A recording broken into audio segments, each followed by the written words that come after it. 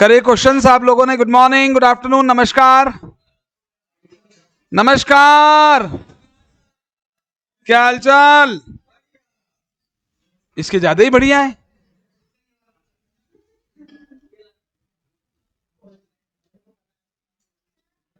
हाँ जी जी,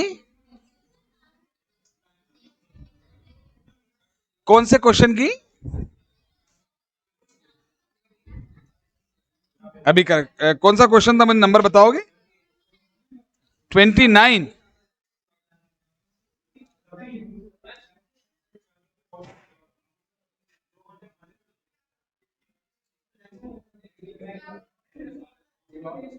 twenty eight है।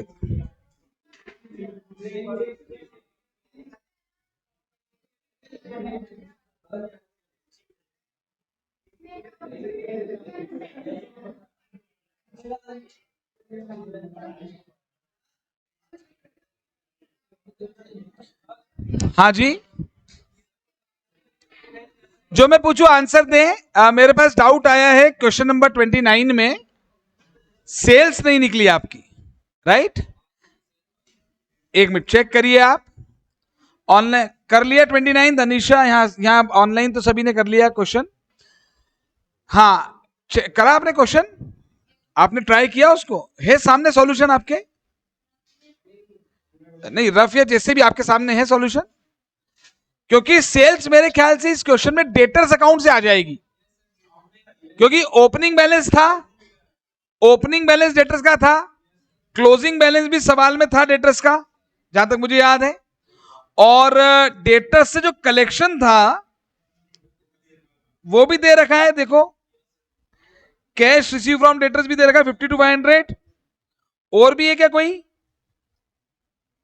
Debtor से कलेक्शन? और भी है क्या कोई? इसमें बैंक अकाउंट बनाया था आप लोगों ने, तो बैंक अकाउंट में भी कोई डिफरेंस आया होगा? क्या डिफरेंस आया? बैंक अकाउंट में भी बैलेंसिंग फिगर आया होगा आपका, क्रेडिट साइड में आया होगा, चेक करिए।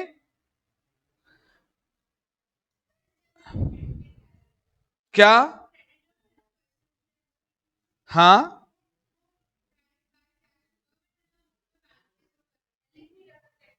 एक मिनट, कहां पर? ये पेड टू क्रेडिटर्स। हाँ,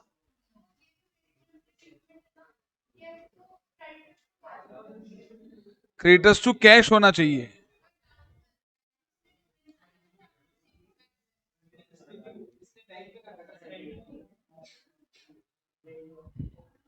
एक सेकेंड,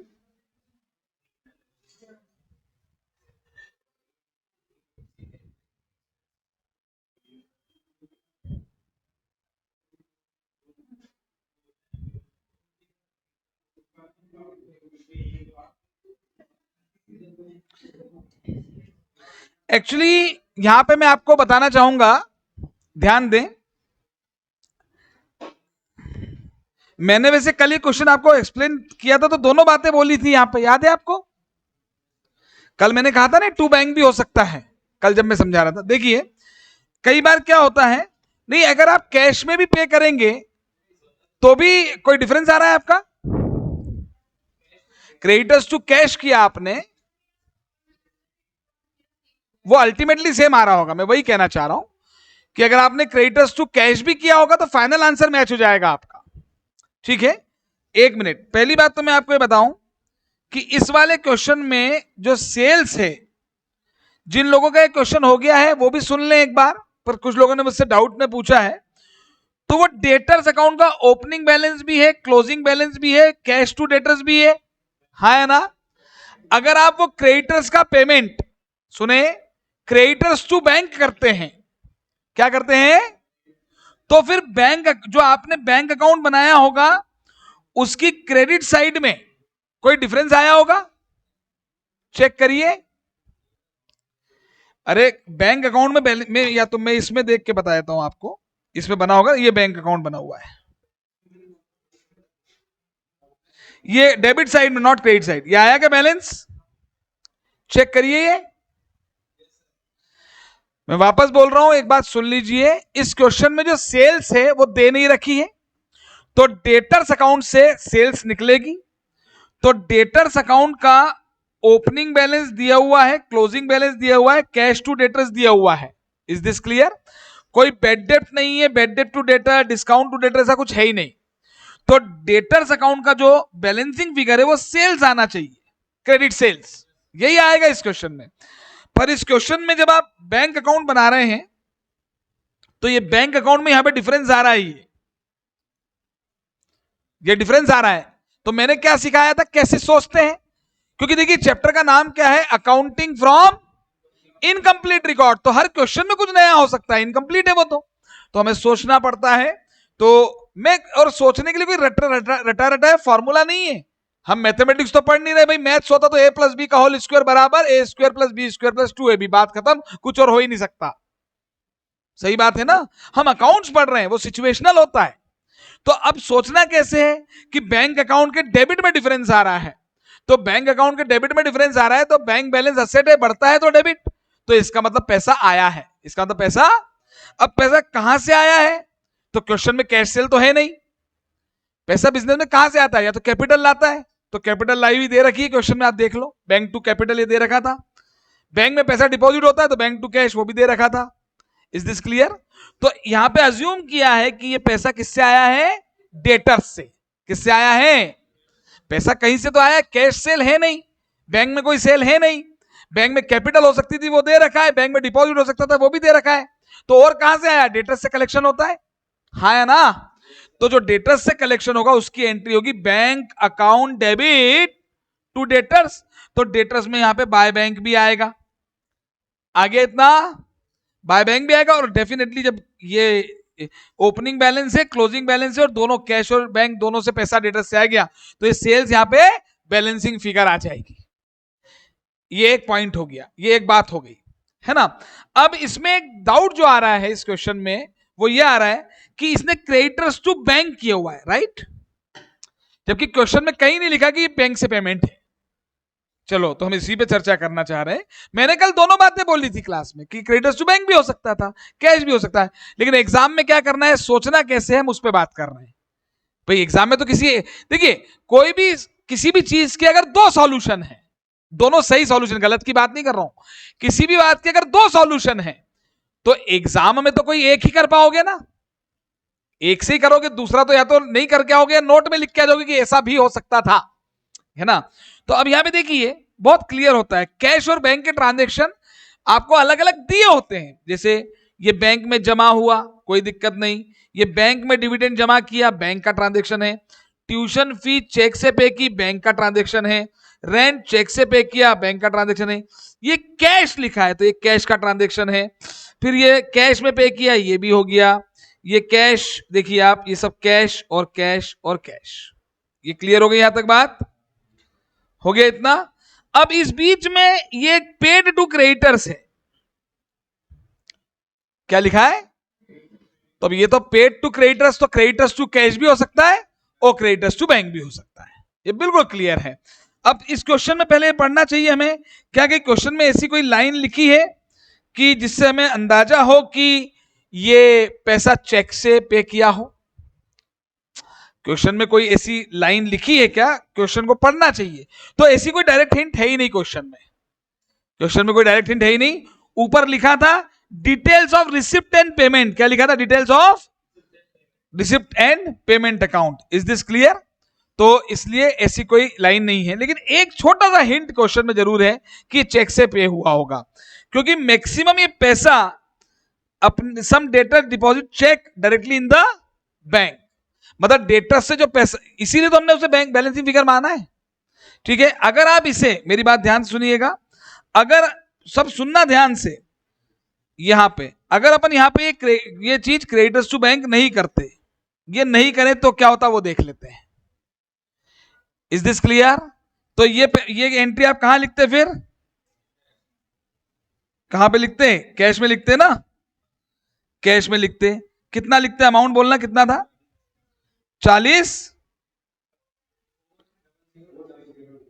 400, यही था क्या? तो फिर इस केस में क्या आता आंसर, बताइए पहले। यहां पे परचेस का कोई दूसरा बैलेंस आता ना, फिर ये हाँ, कैश अकाउंट में कुछ और आता फिर कितना, एक बार टोटल लगा के बताओ मुझे फटाफट से। 10,850, 52,500 और ये 3,500, 9,000, 2,750। हाँ, परचेस का मैं वही कह रहा हूं ना, ये मेरे को बताना पड़ेगा आपको। अगर मैं यहां पर 40,025 लिखूं,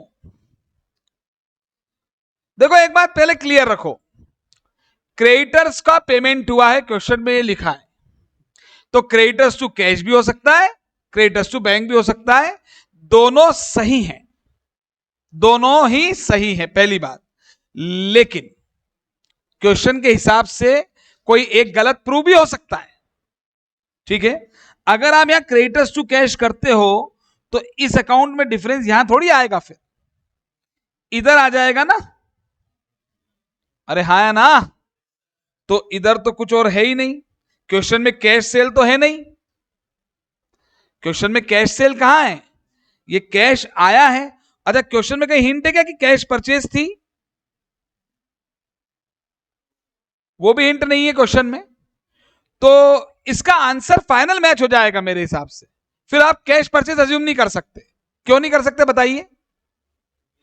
अरे परचेज अगर होती तो परचेज टू कैश, तो कैश की क्रेडिट में आती ना, वो तो डेबिट साइड में डिफरेंस आ रहा है, तो फिर वो पैसा आया है, तो फिर आपको उसको कैश सेल अज्यूम करना पड़ेगा। Is this clear? तो मुझे ये बताइए कितने लोगों ने इसको क्रेडिटर्स टू कैश किया है, किसी ने सॉल्व किया घर पर, आपने किया, तो आपका फाइनल आंसर मैच हो गया, टू सेल्स दिखा दिया ना। अगर आप क्रेडिटर्स टू कैश भी करेंगे तो भी आपका फाइनल आंसर मैच हो जाएगा, इधर आपके कैश अकाउंट में डिफरेंस डेबिट साइड में आएगा, तो वो अज्यूम कर लेना कैश सेल, क्योंकि क्वेश्चन में चेक कर लीजिए कहीं पर भी ऐसा नहीं लिखा है कि कैश सेल नहीं होती है, एक बार चेक कर लें क्वेश्चन में। अच्छा, इस क्वेश्चन में अगर लिखा होता कि कैश सेल्स होती नहीं है तो फिर आप गलत हो जाते, फिर तो आपको क्या करना पड़ता, मजबूरन डेफिनेटली आपको क्रेडिटर्स का पेमेंट बैंक से ही करना पड़ता। Is this clear? तो इस कहानी से शिक्षा क्या मिलती है, कंफ्यूज नहीं होना, इस कहानी से शिक्षा मिलती है कि जनरली एक ट्रांजैक्शन का एक ही ट्रीटमेंट होगा, लेकिन कभी कभी कंफ्यूजन क्वेश्चन में क्रिएट किया जाएगा और एक ही ट्रांजैक्शन के दो अलग अलग ट्रीटमेंट पॉसिबल हैं। तो या तो क्वेश्चन में कोई हिंट होगी जिससे कि एक गलत हो जाएगा और एक सही हो जाएगा, और अगर ऐसा कुछ भी नहीं है तो आप किसी से भी करके आएंगे तो आपका फाइनल आंसर मैच हो जाएगा। तो जैसा कि क्या नाम है आपका, रिया नहीं अंजलि, अनीशा, अनीशा ने ये सवाल क्रेडिटर्स टू कैश करके किया है, तो भी फाइनल आंसर मैच हो गया है। तो आप क्रेडिटर्स टू बैंक भी कर सकते हैं और क्रेडिटर्स टू कैश भी कर सकते हैं, और डेटर्स अकाउंट से आपकी सेल्स निकल जाएगी, ओवरऑल आंसर सेम आ जाएगा। तो करके देखें, फिर भी कोई डाउट है तो मुझसे अलग से मिले, मैं सॉल्व करके दिखा दूंगा आपको, ठीक है। चलिए आज एक आखिरी क्वेश्चन करा दूं इसका, हम एक मिनट, कौन कौन से क्वेश्चन कर चुके पहले स्टार्ट से आ जाओ फटाफट। स्टडी मटेरियल आप मोबाइल पे भी निकालिए एक बार, शुरू से देखें। 23 कर लिया, 23, 24 मैंने होमवर्क दिया था, 25 करवा दिया मैंने। हेलो, सब लोग रिस्पॉन्स करो भाई, प्यार एक तरफा थोड़ी होता है, दोनों तरफा ही होगा ना यार। केशव को हंसी आ गई, सही बात बोली, हंसना ही था। 26 हो गया, 27 हो गया, 28 नहीं हुआ, एक मिनट, हाँ जी, हाँ बोलो ना, एक तरफा भी होता है, वो अपने मन की भावनाएं बता रहा है, हुआ होगा इसको। एक मिनट, 28 बाकी है, 28 बाकी है, और 29 हो गया, 30 होमवर्क दिया था, 30 कहां है फिर, अच्छा 30 लकी वाला मैंने करा, 31 बस लास्ट क्वेश्चन 31 ही था। तो आज एक आखिरी क्वेश्चन कर लेते हैं, मंडे से फाइनल अकाउंट्स और एनपीओ चालू करेंगे, इसी में जो टॉपिक है कर ले एक आध क्वेश्चन और। 31 में डाउट है? हाँ हाँ, 1 मिनट 30, जो भी डाउट है अपन आज सॉल्व करेंगे। पहले ऑनलाइन स्टूडेंट्स भी कोई डाउट हो तो मुझे मैसेज करें, बोल दे मुझे। हाँ हाँ जी बोले। हाँ क्या डाउट, 1 मिनट, 31 के डाउट्स ले रहा हूं मैं, बताओ।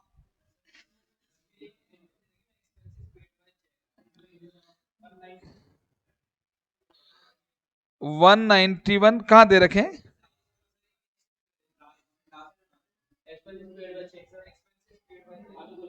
हाँ हाँ ये रहा। अच्छा, तो ये तो पाप है भाई। ये तो अगर आप खुद ये तो मतलब इसमें तो अपन क्या बोले, अगर एक्सपेंसेस पेड बाय चेक है, सुनो, हेलो हेलो, दोनों लोग एक तरफा दो तरफा, यहां क्वेश्चन में लिखा है एक्सपेंसेस पेड बाय चेक, तो चेक एक्सपेंस टू बैंक ही होगा। अब आपके पास दो ही ऑप्शन बचते हैं, या तो आप एक्सपेंस टू बैंक करके कर ले, आपका आंसर मैच हो जाएगा, और नहीं तो सॉल्यूशन में कैश में कर रखा है क्या, तो फिर यहां पे चेक काट के कैश कर लो, क्वेश्चन करेक्ट कर ले। अरे या तो आंसर में सुधार होगा या क्वेश्चन में सुधार होगा। एक बात तो कंफर्म है कि एक्सपेंस पेड बाय चेक है तो एंट्री एक्सपेंस टू बैंक की होगी। Is this clear? तो आने दो ना, ओडी नहीं आता क्या? आने दो, ओडी आता है तो अच्छा लगता है, बैंक ओडी आ जाने तो अब क्या कर सकते हैं। और अगर आपको सॉल्यूशन के हिसाब से करना है तो आप कैश, वहां चेक की जगह कैश कर लो, और तो क्या है। मैं एक बार चेक कर लूं मैं आपकी बात सही है कि नहीं, पता पड़ रहा है। वैसे तो आप सही बोलोगे, मुझसे झूठ क्यों बोलोगे। ये एक्सपेंस टू कैश कहां है एक्सपेंस, हाँ कैश में कर रखा है पापियों ने ना, ठीक है। तो ऊपर एक काम करें ना, क्यों ओडी का लफड़ा रखे, ऊपर कैश करके कर लो यार, एग्जाम में सही आएगा। अरे 1 मिनट, एग्जाम में अगर आ गया तो जो एग्जाम में आएगा वही करना है। एक बात बताओ, एक एग्जाम, चलो अपन एग्जाम की बात कर रहे हैं, भाई का डाउट है, भाई का नाम क्या था? धनंजय, संजय का भाई, अच्छा अकेले ही हो? ओ कोई भाई नहीं? हाँ इकलौते, अरे ये बढ़िया कंसेप्ट है यार। हाँ तो धनंजय, धनंजय के लिए बात कर रहे हैं। एग्जाम में अगर आता है एक्सपेंस पेड बाय चेक तो क्या करके आओगे, भूल भूल जाओ इस क्वेश्चन को, एक्सपेंस टू बैंक ही करके आओगे, ओडी आएगा तो आने देना, बैंक ओडी आ सकता है। ऐसे नहीं होता, तुम अपन कोई परमुटेशन कॉम्बिनेशन थोड़ी बना रहे हैं, ऐसा नहीं होगा। एग्जाम का जो क्वेश्चन आएगा वो बिल्कुल प्रॉपर ही आएगा, वहां ऐसी कोई प्रिंटिंग एरर के चांसेस नहीं होते। और एक बात और, कभी कोई प्रिंटिंग एरर की वजह से स्टूडेंट का क्वेश्चन गलत होता है तो फिर ये जिम्मेदारी इंस्टीट्यूट की होती है कि उसके एक जनरल मार्क्स सबको दिए जाए। अरे यार आप एक्सपेंस पेड बाय चेक लिख रहे हो और एक्सपेंस टू कैश थोड़ी कर सकते हैं entry.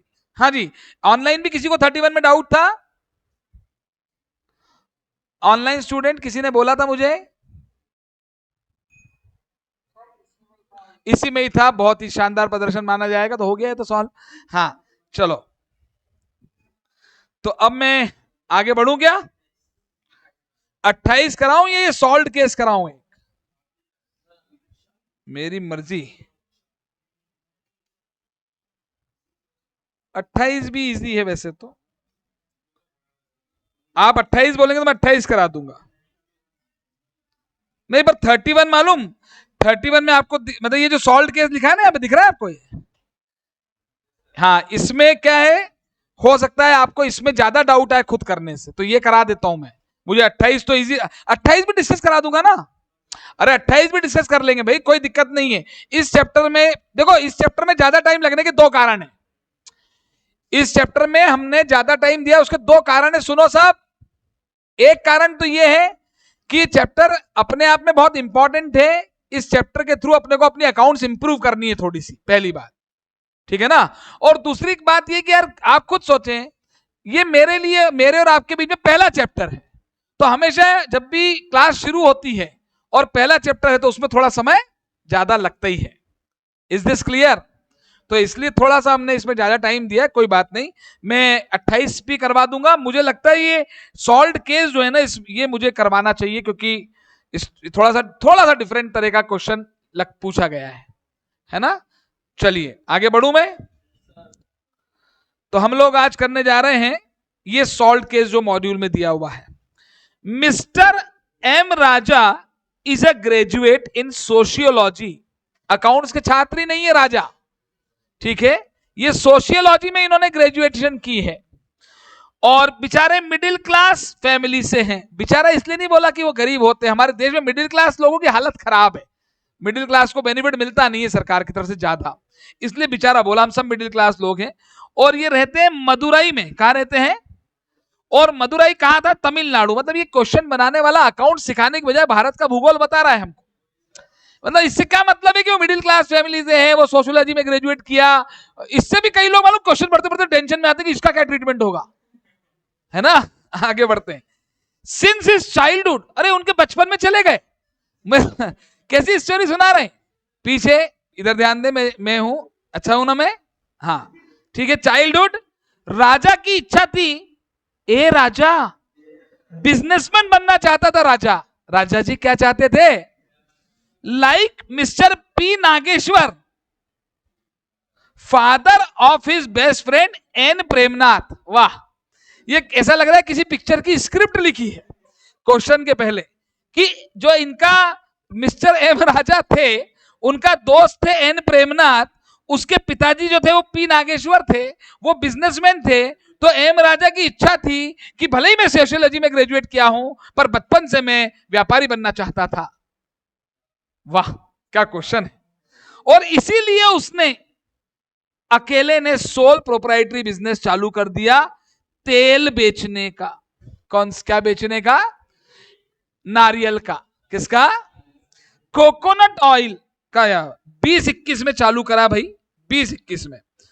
Mister Raja not being very convergent with accounts of business, obviously भाई सोशियोलॉजी में करोगे तो अकाउंट्स कहां से आएगी, है ना, वो तो हमें आती है। अप्रोचेज यू, लो भैया, ये राजा किसके पास आया है? आपके पास आया। यू मतलब कौन? हाँ, आपके पास आया है और हेल्प मांग रहा है कि भैया मेरे अकाउंट्स को तुम फाइनलाइज कर दो 22-23।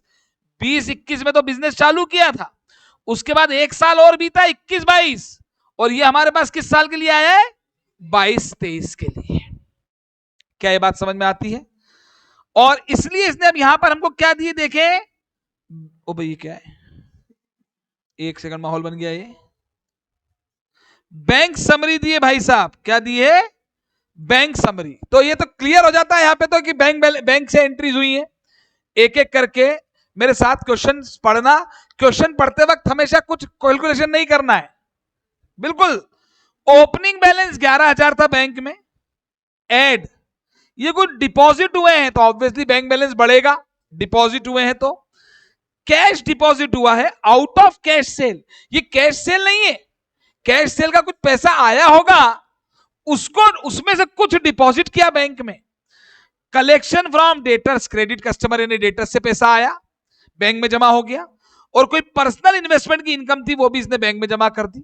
आप चाहे तो क्वेश्चन, चूंकि आपके स्टडी मटेरियल में प्रिंटिंग एरर्स होती हैं, मैं अब देख पा रहा हूं, ठीक है ना, तो आप साथ साथ चाहे तो ये टोटलिंग चेक कर सकते हैं कि ये सही है कि नहीं। ये 3 अमाउंट डिपॉजिट हुए ये, और अब ये बैलेंस बैंक में है। इसके बाद इन्होंने कोई ड्राइंग्स कर ली तो पैसे निकाल लिए, शॉप के खर्चे हो गए। Cheque issued to suppliers of, अब चेक इशू किए, पेमेंट किया अगेन, तो ये तो पैसे विड्रॉ किए, ड्राइंग्स के लिए बैंक से निकाले, शॉप एक्सपेंस के लिए निकाले, चेक भी दिए, ये गुड्स के लिए दिया, गुड्स खरीदा होगा तो सप्लायर्स को, क्रेडिटर्स को चेक दिया। गुड्स के बाद सप्लाईज, ये सर्विसेज होती है एक्चुअली, या सर्विसेज आप लिख सकते हैं, ध्यान दें। चेक हमने भाई सैलरी भी तो चेक से दे सकते हैं, हमने किसी से सर्विसेज ली, एम्प्लॉय को सैलरी दी तो सैलरी भी चेक से दी जा सकती है। एक्चुअली क्रेडिटर दो तरह के बहुत तरह के होते हैं, उसमें बेसिक 2 होते हैं, क्रेडिटर फॉर गुड्स और एक होता है क्रेडिटर्स फॉर सर्विसेज। भाई आप मेरे एम्प्लॉय है तो मैं सर्विस लूंगा, अब मैं आपको तनख्वाह देना बाकी है तो भी तो आप मेरे क्रेडिटर्स हैं, क्रेडिटर्स फॉर एक्सपेंसेस बोलते हैं जिसे, है ना। उसके बाद पर्सनल पर्पस से कोई चेक इशू कर लिया, बैंक के चार्जेस लग गए कोई, और उसके बाद ये माइनस होना चाहिए ये अमाउंट इसमें से, तो ये 16,500 क्लोजिंग बचा। प्योरली बैंक ट्रांजेक्शन दिए हैं। आराम से मैं आगे बढ़ रहा हूं, क्वेश्चन को रिटेन करके चलता हूं। अच्छा, रिटेन करने का मतलब शॉर्ट में था, अपने को राजा और नागराथन और प्रेमनाथ इनसे मतलब नहीं है। Is this clear? भाई सीधी सीधी बात यह है कि हमको बैंक बैलेंस दे रखा है, बैंक ट्रांजेक्शन, पूरा बैंक अकाउंट ही दे रखा है। इस सवाल में कंप्लीट बैंक अकाउंट दिया हुआ है। नेक्स्ट, अब राजा ने कहा कि देखो मेरे पास ऊपर वाले बैंक बैलेंस के एडिशन में मेरे पास और भी असेट लायबिलिटीज है, तो 21-22 तो भैया ये वाला ओपनिंग है, जरा ध्यान देना, और 22-23 का एंड यानी क्लोजिंग है, राइट? ठीक है, is this clear to you? तो यहां पर कैश बैलेंस दे रखा है, अमाउंट डेटर्स का अमाउंट दे रखा है, अमाउंट ड्यू फ्रॉम कस्टमर, ठीक है, unsold inventory at cost, unsold inventory at cost, obviously unsold होता है, इन्वेंट्री तभी होता है वो स्टॉक क्लोज, और ये प्रीपेड एक्सपेंसेस हमें दे रखे हैं, बहुत अच्छी बात है। इसके बाद ये भैया क्रेडिटर फॉर गुड्स है और ये क्रेडिटर्स फॉर सर्विसेज है। क्रेडिटर्स फॉर, ये मैं यहां पे एक्सपेंसेस भी लिख सकता हूं, आप समझ गए ना? अरे क्रेडिटर्स फॉर सर्विसेज मतलब हमें किसी ने, एम्प्लॉय ने सर्विस दी तो उसके लिए हमें पैसा देना बाकी, तो आउटस्टैंडिंग सैलरी जैसा हो गया, तो ये नाम बदल के, हाँ फिर अब ये हमारे साथ खेल रहे हैं। He also gives you the following information. अच्छा एक बात बताएं, ये कैसे पता चलता है कि ये इनकम्प्लीट रिकॉर्ड का क्वेश्चन है? क्योंकि फाइनल अकाउंट बनाने का सामान्य क्वेश्चन आता तो ट्रायल बैलेंस दे दिया होता।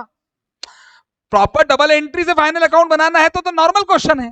ये खेल रहे हैं हमारी भावनाओं के साथ, भाई मेरे पास इनकम्प्लीट इंफॉर्मेशन है, थोड़ा बैंक का बैलेंस दे दिया, थोड़ा असेट ऑफ लायबिलिटी की ओपनिंग क्लोजिंग अकाउंट्स बनाओ। Is this clear?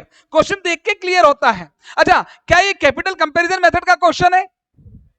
ये भी दिख रहा है ना, कैपिटल कंपैरिजन में क्या होता है बताइए? कोई पीएनएल की इंफॉर्मेशन होती है क्या? नहीं, असेट लायबिलिटी के ओपनिंग क्लोजिंग दो डेट्स के बैलेंसेस होते हैं और उसका डिफरेंस एक प्रॉफिट निकल आता है, तो ये भी क्लियर होता है, कन्वर्जन का क्वेश्चन है। आगे, अब हमारे साथ ये जो राजा जी हैं, ये हमारे साथ खेल रहे हैं, कुछ कौन बनेगा करोड़पति। अब खेल रहे हैं, ये बोल रहे हैं कि साहब जो कैश सेल का पैसा आता है उसका 75% पैसा मैं यूज कर लेता हूं, उससे मैं कैश परचेस करता हूं। क्या करता हूं? तो परचेस टू मतलब कैश परचेस है, सवाल में बहुत क्लियर बात है। उसके बाद जब बचा हुआ जो होता है ना, वो मैं बैंक में जमा कराता हूं। मतलब कैश सेल का जो भी पैसा आया उसमें से 75% पैसा तो परचेस में यूज हो गया और 25% बैंक में जमा हो गया। रिटेन करना पड़ेगा दिमाग में, क्या करना है, कैलकुलेटर मत उठा लेना। अभी एग्जाम में अगर जल्दी कैलकुलेटर उठा लिया ना तो क्वेश्चन करने में देरी हो जाएगी, ठीक है? फिर हमें डिस्काउंट मिला है, कैश डिस्काउंट मिला है अपने कस्टमर से, हम प्रॉम्प्ट पेमेंट पर हम देंगे, हम अलाउ कर रहे हैं, और हमें डिस्काउंट मिलेगा 7,000 रुपए गुड्स के सप्लायर से, प्रॉम्प्ट पेमेंट हम कर देंगे तो ये डिस्काउंट अलाउड और डिस्काउंट रिसीव्ड है। उसके बाद collection from credit customers and payment to supply of goods are invariably by cross cheque. देख रहे हैं आप, पिछले क्वेश्चन में यही डाउट आया था कि भाई क्रेडिटर्स को पेमेंट कैसे किया। इसमें तो साफ बोल रहा है ना राजा, क्या बोल रहा है राजा कि भैया डेटर से चेक आता है, क्रेडिटर्स को चेक दे देता हूं मैं, तो ये लिखा है। ठीक है भाई साहब, ये भी ठीक हो गया।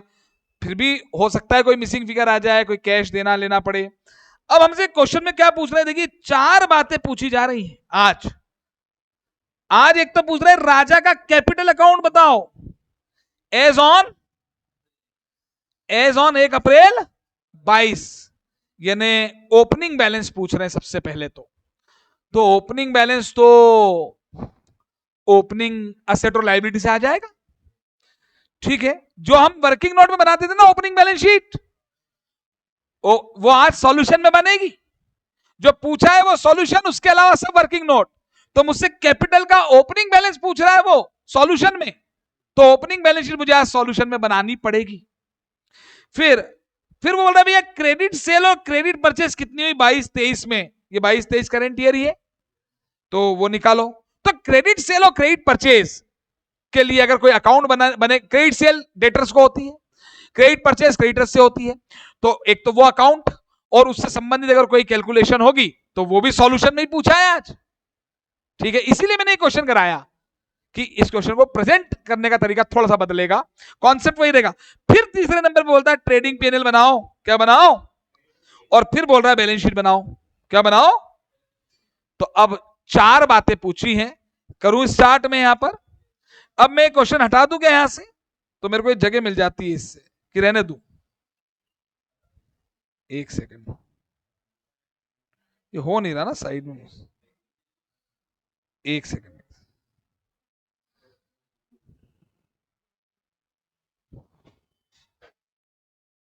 हो गया ना ये, चलेगा? अब मैं नहीं, क्वेश्चन है सामने अब आपके, क्वेश्चन सामने है आपके कि नहीं है? फोन में आप ओपन कर लेंगे इसे, क्योंकि मैं फिर इसे दूसरे कंप्यूटर पे देख लूंगा, तो मेरे पास जगह थोड़ी प्रॉपर हो जाएगी, है ना? चलिए,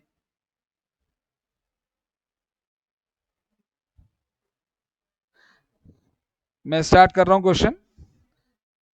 हाँ, ये रहा। चलिए, क्वेश्चन में पार्ट 1 में क्या पूछा था जरा बोलना। Capital balance as on 1/4/22। Module में मुझे ऐसा ध्यान है कि इस क्वेश्चन के सॉल्यूशन में डेट में भी कुछ गलती कर रखी है, 31 दिसंबर एंडिंग बना रखा है, कुछ अप्रैल टू मार्च ईयर चल रहा है।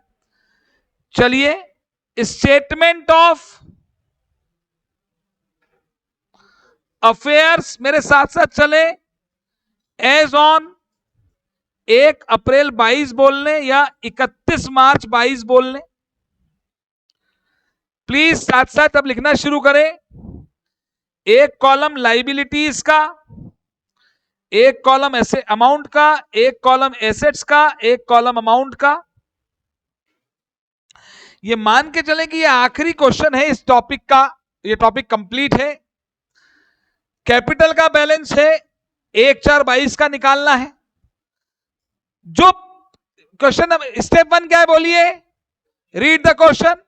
Step 2, step 2 written. रिटेन क्या किया क्वेश्चन में बताओ? बैंक स्टेटमेंट दे रखा है, ओपनिंग एसेट लाइबिलिटी दे रखी है, ओपनिंग क्लोजिंग एसेट लाइबिलिटी दे रखी है ना? और उसके अलावा फर्दर इंफॉर्मेशन है कुछ कैश सेल, कैश परचेस को लेकर, राइट? हाँ, अब जो तीसरी स्टेप है जो पूछा उसके फॉर्मेट बना लेंगे। कैपिटल अकाउंट बन गया। अब इसी पेज पर, क्योंकि ट्रेडिंग पैनल तो है नहीं, फाइनल अकाउंट जिस पेज पे होता है जनरली उस पर कुछ नहीं होना चाहिए। अब बताइए सेकंड नंबर पे क्या पूछा था? क्रेडिट सेल्स और, अरे देख के बताओ, क्रेडिट सेल्स और क्रेडिट परचेज।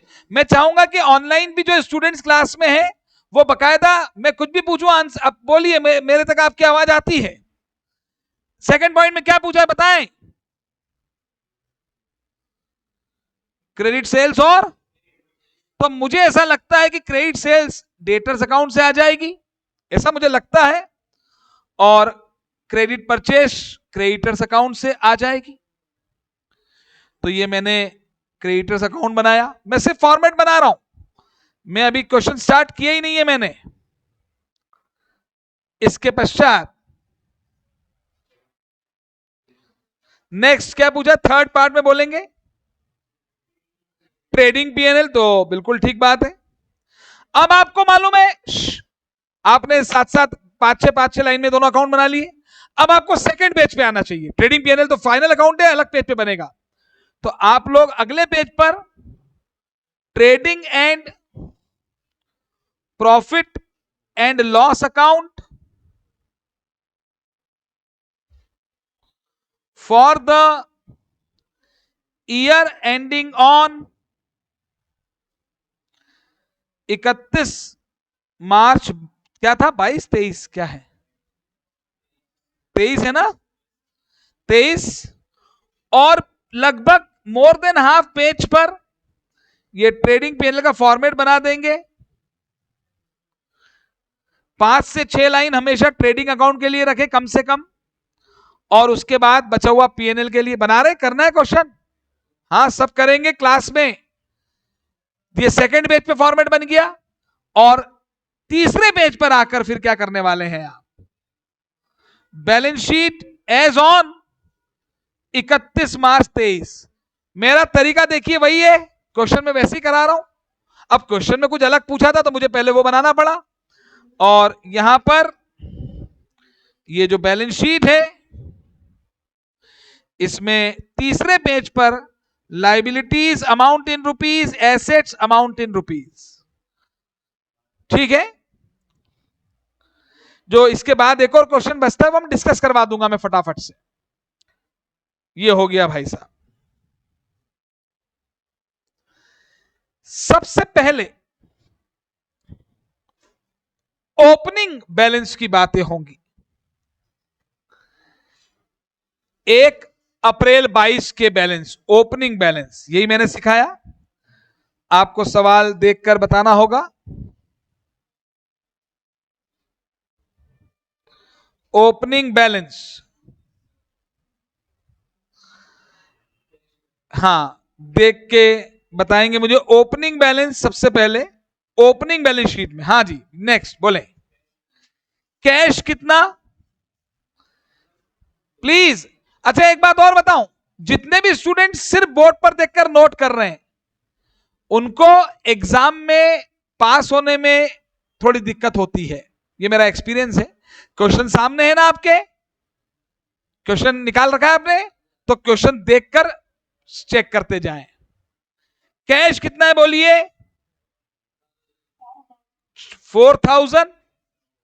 21, मुझे 31 मार्च 22 वाला बताइएगा।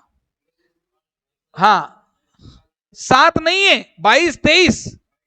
22 23 तो वो तो 23 का एंड हो गया ना, मुझे 22 का एंड चाहिए। 4000 है, 4000 है।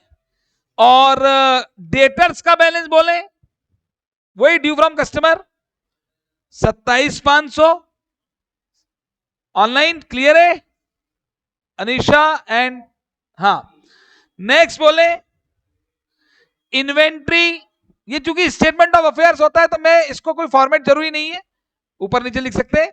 10,000। प्रीपेड एक्सपेंस देखें, प्रीपेड एक्सपेंस 2000।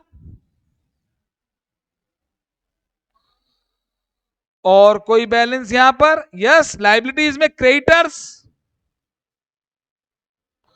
फॉर गुड्स कितना, 28,000। और क्रेडिटर्स फॉर सर्विसेज, जिसको भी दिक्कत हो, मैं यहां देखो ब्रैकेट में लिख देता हूं, ये आउटस्टैंडिंग एक्सपेंस होते हैं। क्रेडिटर्स फॉर सर्विसेज ये कितना है, 1500। अब इस सवाल में गलती ना करें, इस सवाल में देखिए कोई और ओपनिंग बैलेंस भी दिया था, वो कहीं और दिया था। सबसे पहले देखो बैंक बैलेंस दिया था ना, इधर देखें, ये मैं यहां लिख रहा हूं बैंक बैलेंस। अभी तक के सारे सवालों में एक साथ ओपनिंग बैलेंस दिए होते थे, वो बैंक अकाउंट अलग दे रखा है, वहां बैंक बैलेंस लिखा हुआ है। कितना था देखना, 11,000। तो ये असेट और लाइबिलिटी का डिफरेंस जो है वो आपका कैपिटल होता है। मैं हमेशा कहता हूं बाद में निकाल लेंगे, लेकिन इस सवाल में तो पूछे ही यही है, राइट? तो निकाल देते हैं, इसका मतलब ये आने ही वाला है। टोटल लगा दे, 27, 31, 541, 43, 53, 54, 500, 53, 54, 553, 553, 53, 33 और 8, 25। कैपिटल आ गई। बैलेंसिंग फिगर कितना आ रहा है बोले, 25,000 रुपए। ओपनिंग कैपिटल साहब हमारे पास आ गई। सिंपल सवाल करने का मुझसे ऑर्डर सीखिए, मैं कैसे कर रहा हूं क्वेश्चन, जो पूछा है उसके फॉर्मेट बना दिए। चाहे इसने मुझे बैंक बैलेंस, बैंक अकाउंट सबसे पहले दिया हुआ था, आप देख रहे हैं क्वेश्चन में, लेकिन मेरा तरीका क्या है, सबसे पहले क्या लिखूंगा, ओपनिंग बैलेंस। वही, ऐसा नहीं है, अगर यहां ओपनिंग कैपिटल नहीं पूछी होती तो ये बैलेंस शीट कहां बनती, वर्किंग नोट में, मैं वहां भी यही लिखता। कल तक के जो क्वेश्चन थे वो भी ऐसे ही किए हमने, अप्रोच यही रहेगी। हो गया क्या? अब सबसे पहले अगले पेज पर आप आ जाएंगे, पेज नंबर 4 पर, नोट्स, अजम्पशंस एंड, क्या लिखते हैं, एंड वर्किंग नोट्स। क्या ये क्लियर है? ओपनिंग बैलेंस के बाद मुझे क्लोजिंग बैलेंस नहीं, पहले अब मैं स्टार्ट करूंगा laser banana proper.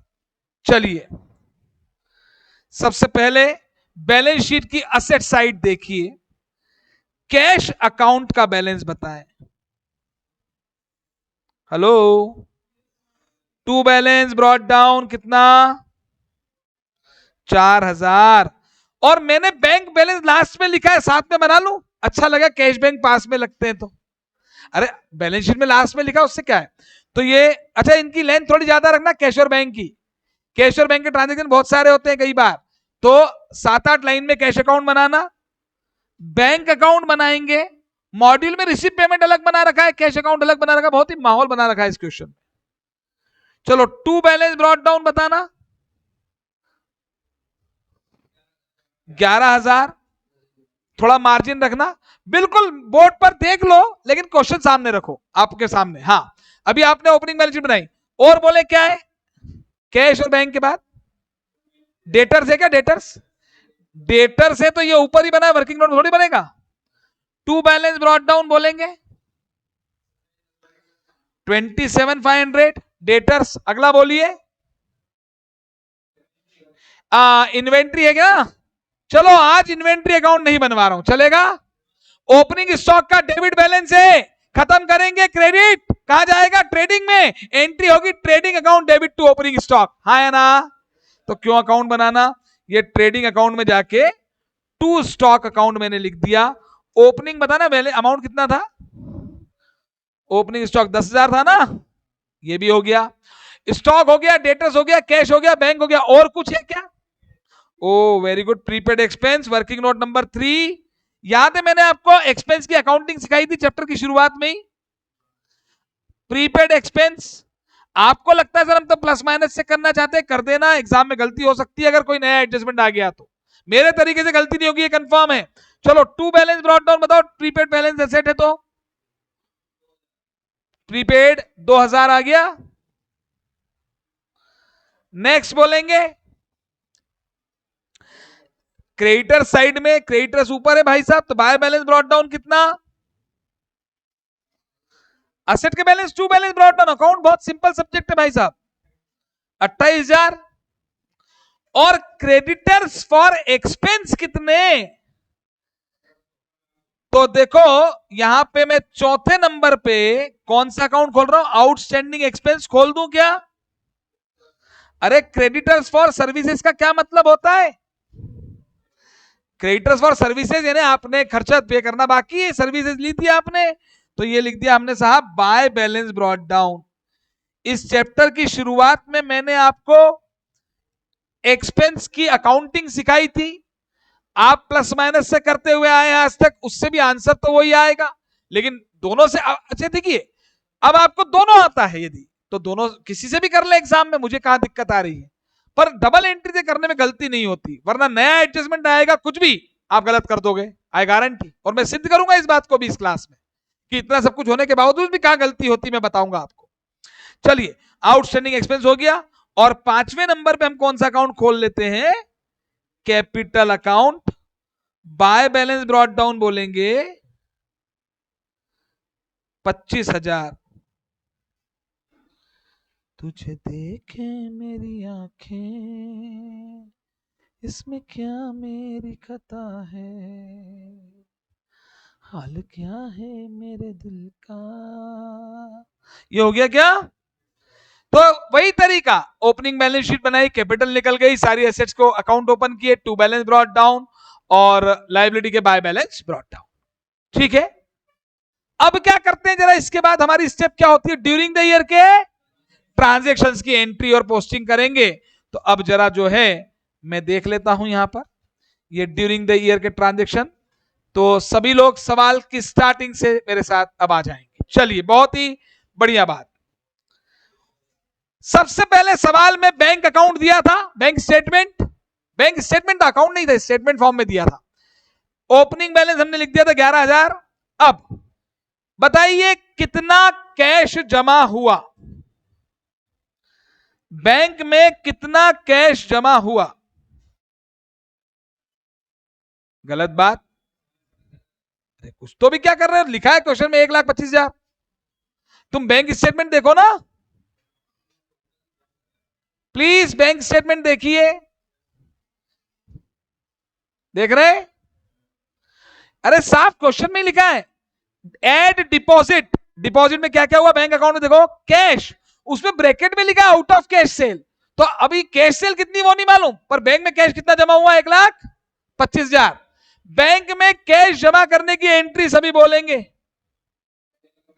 Bank account debit to cash account 1,25,000, और कैश में आके बाय बैंक अकाउंट 1,25,000। ये 1,25,000 मैं फिर बोल रहा हूं बैंक में जमा हुए हैं। ये पैसा बैंक में जमा हुआ है, पर ये पैसा जो आया था ना कैश सेल में से आया था।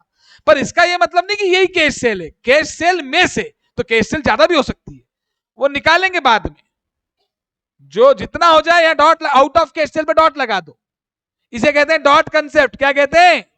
जहां भी डाउट है डॉट लगाओ, डॉट लगाओ, आगे बढ़ जाओ, डॉट लगाओ, डॉट लगाओ, आगे बढ़ जाओ। हो गया ना? बैंक में कैश 125 जमा हुआ है, कंफर्म है। अब ये कहां से लाए पैसा, वो आउट ऑफ कैश सेल है, कैश सेल तो मालूम ही नहीं।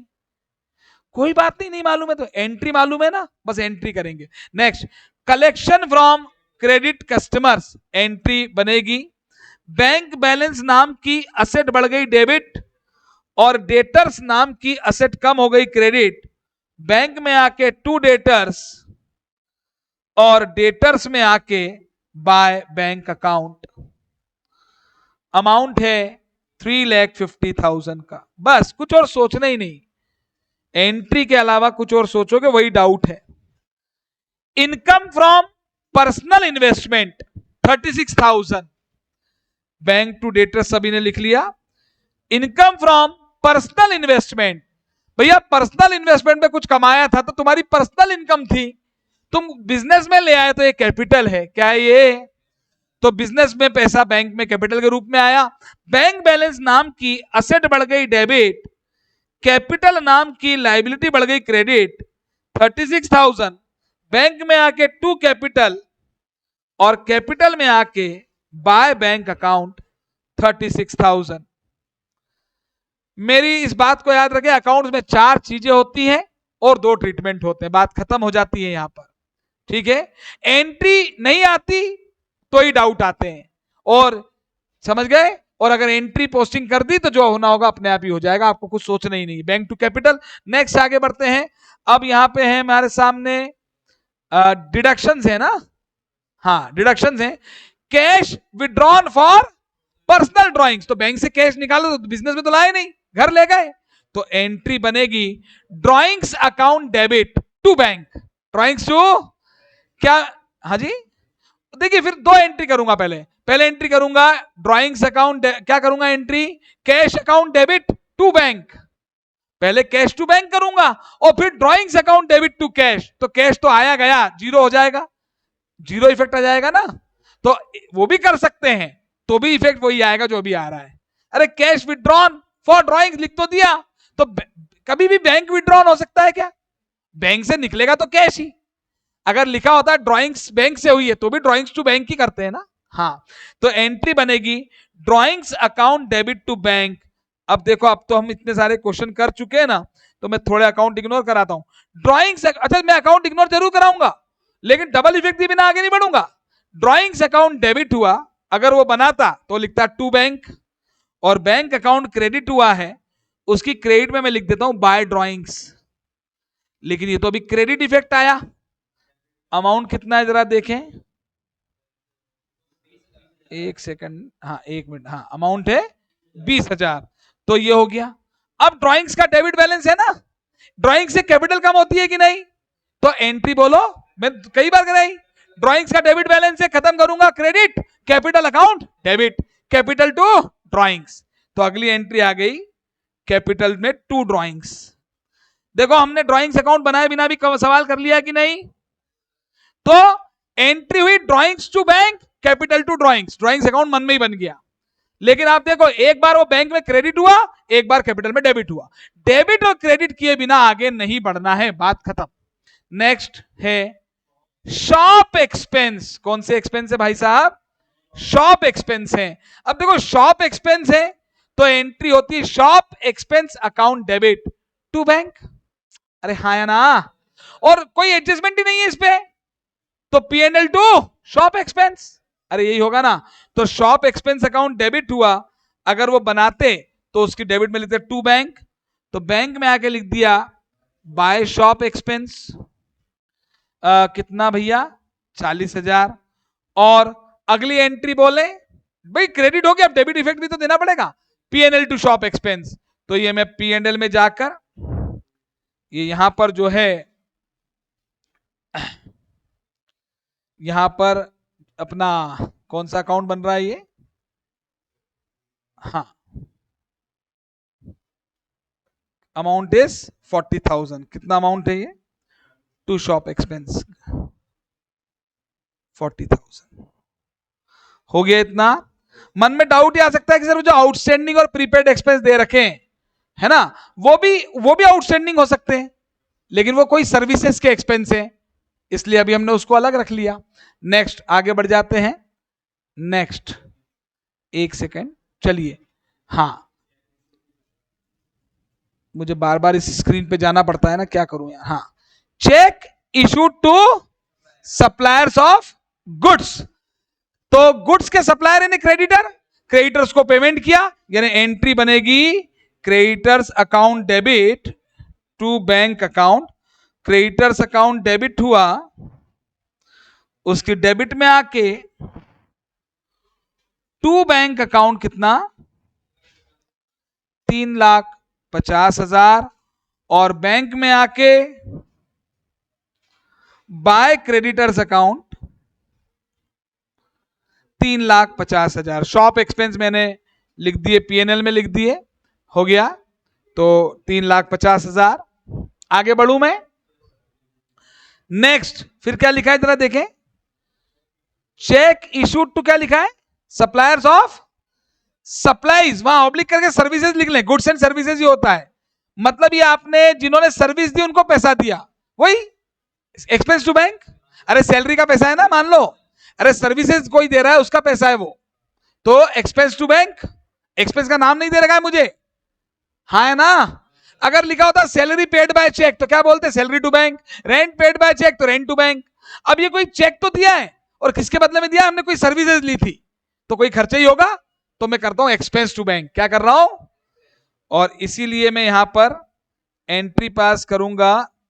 एक सेकेंड, अरे यार ये दो स्क्रीन है ना, इसलिए एक मिनट, हाँ, चलिए, expense account debit to bank account, account number 6 पे आइए।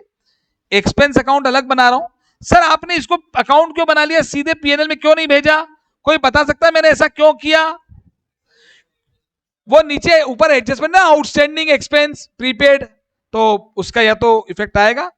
तो टू बैंक अकाउंट कितना आ रहा है, ये 40 है, तो ऊपर क्या था फिर, शॉप एक्सपेंस भी 40 था क्या, अच्छा शॉप एक्सपेंस भी 40, एक्सपेंस टू बैंक कितना 40,000, 40,000, और बैंक में आके बाय एक्सपेंस अकाउंट, कोई भी एक व्यक्ति, ऑनलाइन ऑफलाइन स्टूडेंट्स, जो सवाल में बैंक अकाउंट दिया उसको चेक करना, उसका प्लस माइनस टोटल सही आ रहा है कि नहीं। आप एरर, कोई प्रिंटिंग एरर की वजह से हमारा सवाल गलत ना हो जाए। एक्सपेंस टू बैंक हो गया, जो बैंक अकाउंट दिया है ना उसमें ओपनिंग बैलेंस में डिपॉजिट सारे जोड़ दो, विड्रॉल चेक वाले सारे विड्रॉल माइनस करके क्लोजिंग बैलेंस 16,500 आ रहा है कि नहीं वो देख लो एक बार, आ रहा होगा वैसे तो, आ रहा है, वो चेक कर लेना।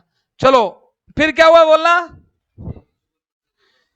Check issued for personal purpose, चलो फटाफट एंट्री बोलो, अरे cheque issued for personal purpose, drawings account debit to bank, drawings account बनाता था टू बैंक, बैंक में आके बाय ड्रॉइंग्स अकाउंट कितना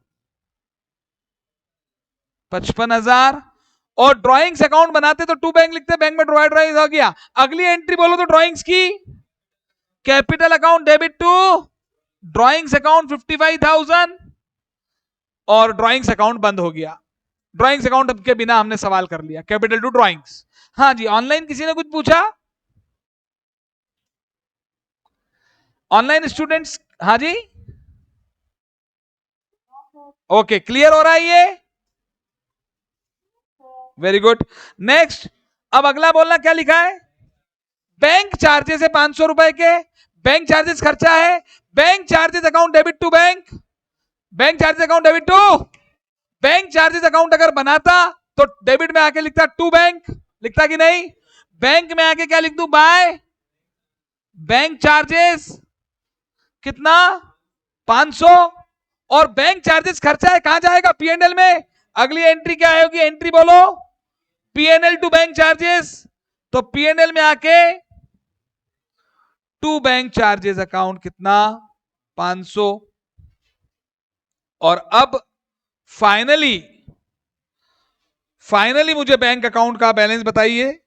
जो अपन ने बनाया उससे चलो टैली भी हो जाएगा, मैंने बीच में चेक करने को दिया था, अपने आप समझ में आ जाएगा सवाल में कोई प्रिंटिंग एरर तो नहीं थी।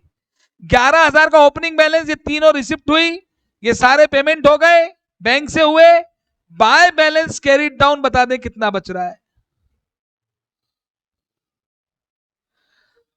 16,500 बच रहा है। क्या ये अकाउंट बैलेंस हो गया?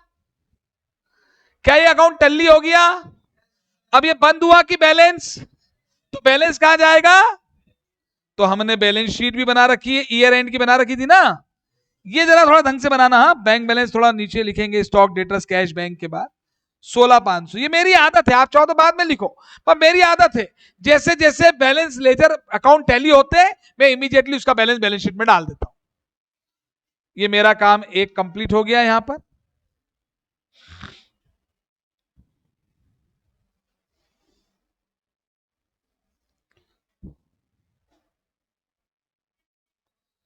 कोई समस्या यहां तक?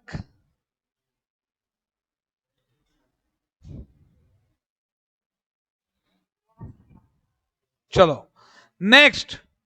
अब ड्यूरिंग द, हमने देखिए सबसे पहले क्या किया, ओपनिंग बैलेंस लिखे, ड्यूरिंग द ईयर के ट्रांजैक्शन की एंट्री पोस्टिंग शुरू की। ड्यूरिंग द ईयर के अभी सारे ट्रांजैक्शन नहीं हुए, सिर्फ बैंक ट्रांजैक्शन हुए। सिर्फ कौन से ट्रांजैक्शन हुए? हाँ, अब नीचे और देखते हैं। पहला पॉइंट क्या था भाई साहब? A point, he uses 75% of cash sale proceeds for making cash purchase, the remaining balance being deposited in bank. वाह, मुझे तो हिंट मिल गई। क्या आपको कोई hint milli?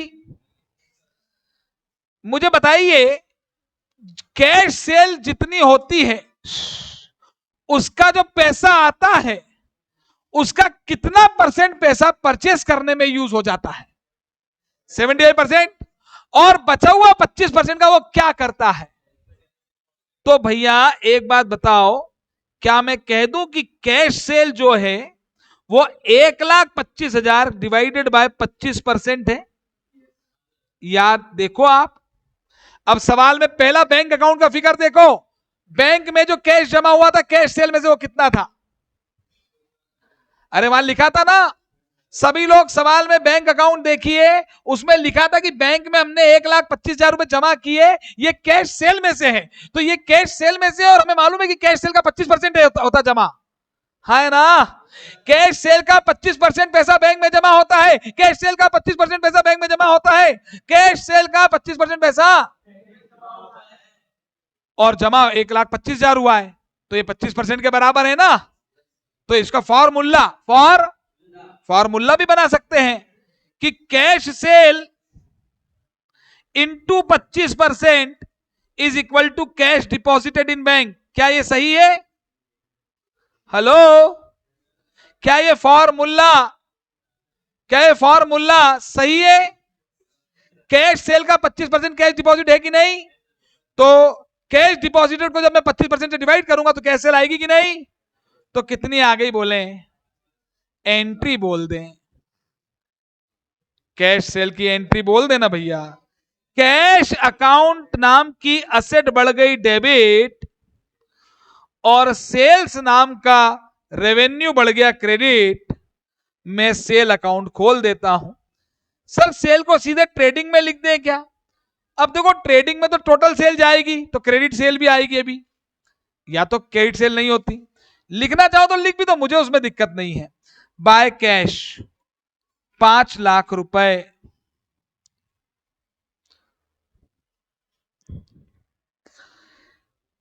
Cash account debit to sale, cash account debit हुआ, उसकी डेबिट में जाके मैंने टू सेल लिख दिया और सेल में बाय कैश लिख दिया, बात खत्म हो गई मेरे लिए। अच्छा, इसी में देखिए, इसी में एक और पॉइंट था कि जो बचा हुआ 75% है उतने की कैश परचेज है ना, तो इसी में लिख लेते हैं 7वें नंबर के वर्किंग नोट में ही, अगर जगह हो तो ठीक है, नहीं तो 9th नंबर का बना लो, वो कोई प्रॉब्लम नहीं है। कैश परचेज बराबर फॉर्मूला बनाइए, कैश परचेज का फॉर्मूला बनाइए,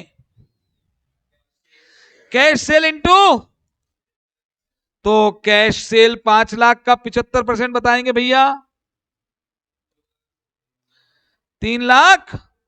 चेक दिस 3,75,000 की एंट्री बोलेंगे।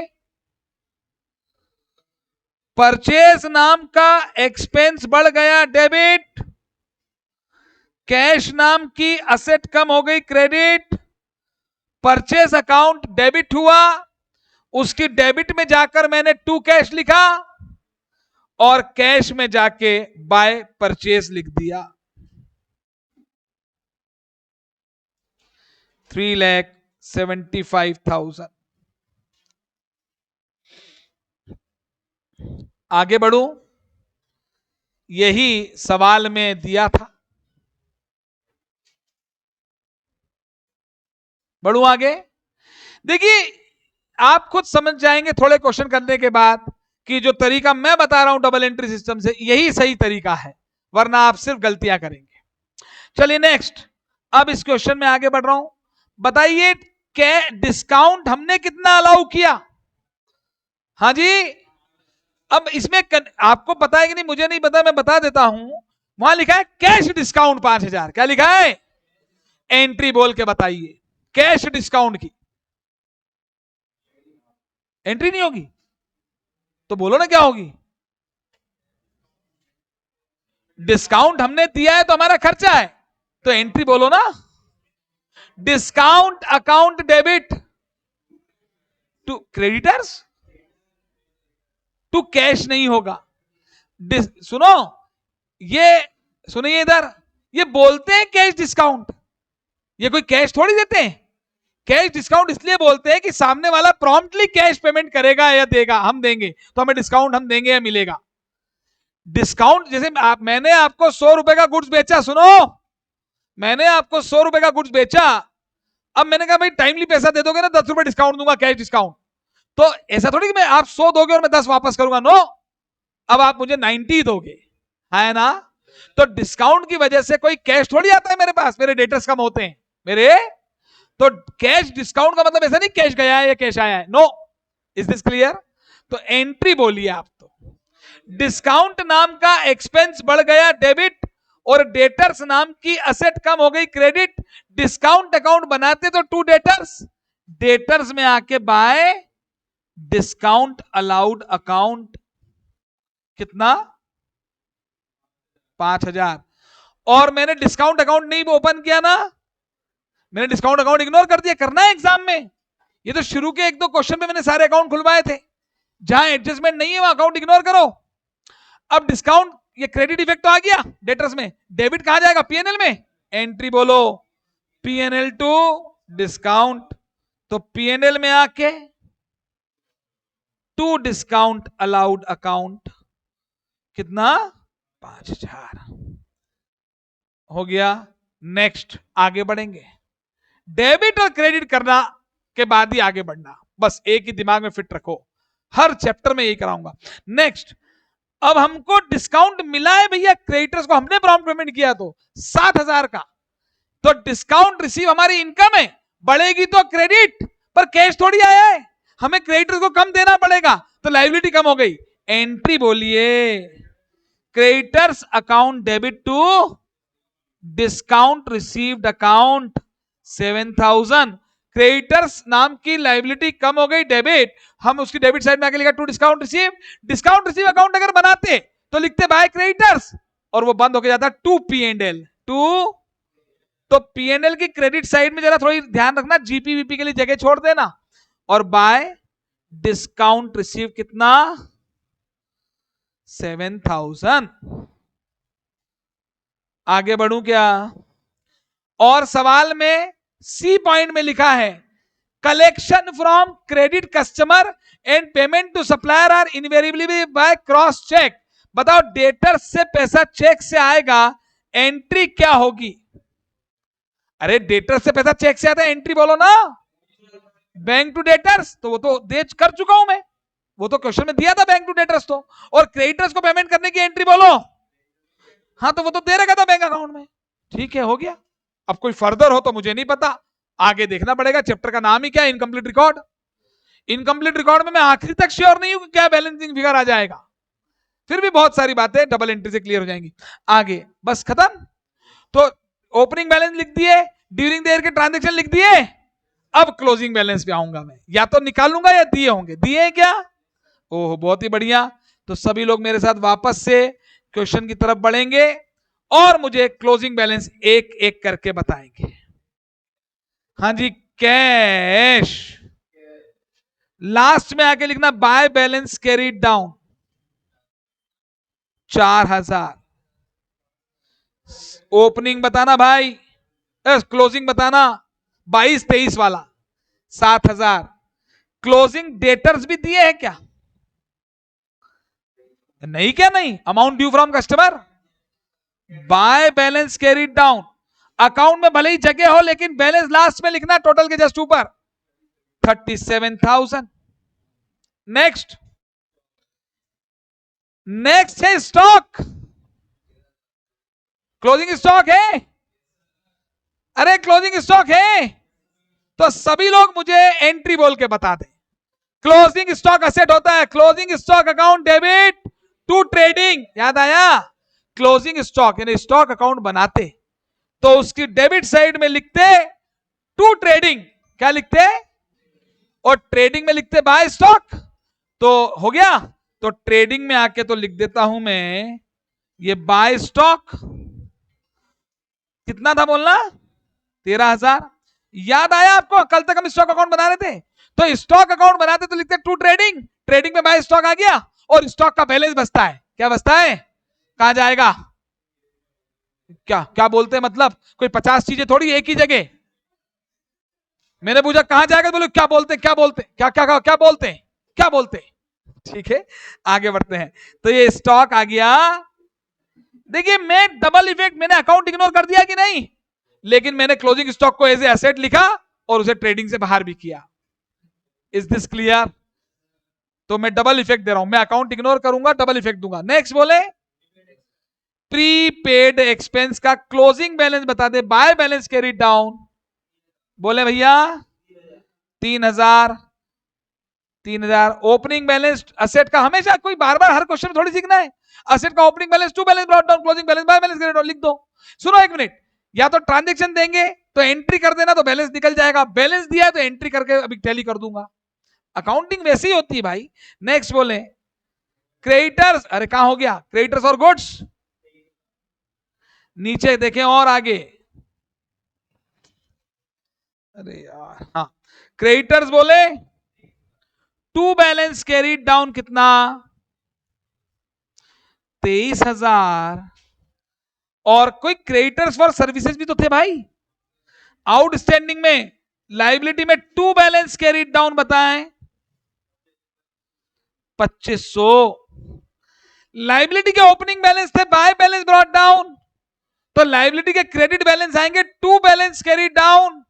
तो क्रेडिटर्स में लिखना गुड्स वाले में 23,000 जो सॉल्यूशन में है, वर्किंग नोट में जो आउटस्टैंडिंग एक्सपेंस का अकाउंट है उसमें टू बैलेंस कैरीड डाउन 2,500। खत्म, सवाल यही तक था। हमने वही अप्रोच फॉलो करी। अब एक एक करके अकाउंट को बंद और बैलेंस करके देख लेते हैं। तो चलिए मेरे साथ साथ चलेंगे, अभी ट्रेडिंग पीएनएल की तो बात ही नहीं आई, चेक कर लेते हैं। हाँ जी,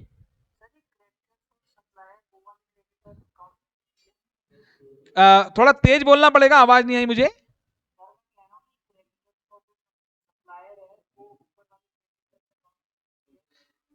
देखो क्रेडिटर्स फॉर सप्लाईज है, वो सप्लाईज। हाँ, तो मैंने वहां क्वेश्चन में करेक्शन करवाया था, पढ़ते वक्त सर्विसेज लिखवाया था मैंने।